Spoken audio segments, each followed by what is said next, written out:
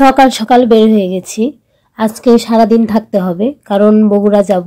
আজকে কলেজের form fill up, এই জন্য খাওয়া হয়নি। তাই একটা সাদা রুটি, তার সাথে একটা জুস খেলাম। সাদা রুটির মধ্যে একটা জ্যাম ছিল, জ্যাম লাগিয়ে খেলাম।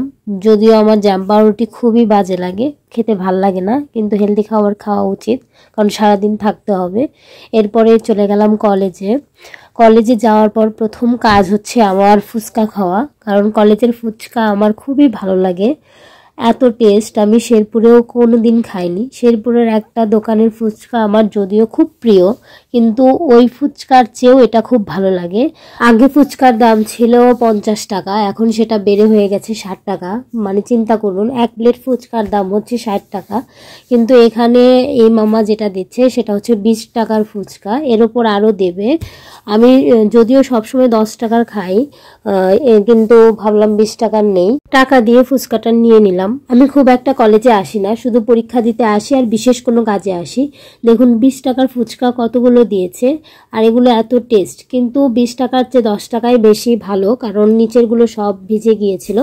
এরপরে আমি খেলাম একটু ঝালমুড়ি। যেহেতু কলেজে অনেকদিন পর পর আসি, তাই সব আইটেমই আমি একটু টেস্ট করি। এরপরে খেলাম হচ্ছে পেয়ারা মাখা। পেয়ারা মাখাটা খাওয়াটা পুরোটা ওয়েস্ট ছিল, কারণ পেয়ারা মাখাটা পচা দিয়েছিল। বেশিরভাগ স্লাইসই ছিল হচ্ছে পচা, এই জন্য আমি খেতে পারিনি, ফেলে দিতে হয়েছে। এরপর আমি ফর্ম ফিল আপ কাজ শেষ করে একটু সাতমাথার দিকে যাচ্ছি, একটু কেনাকাটা করব।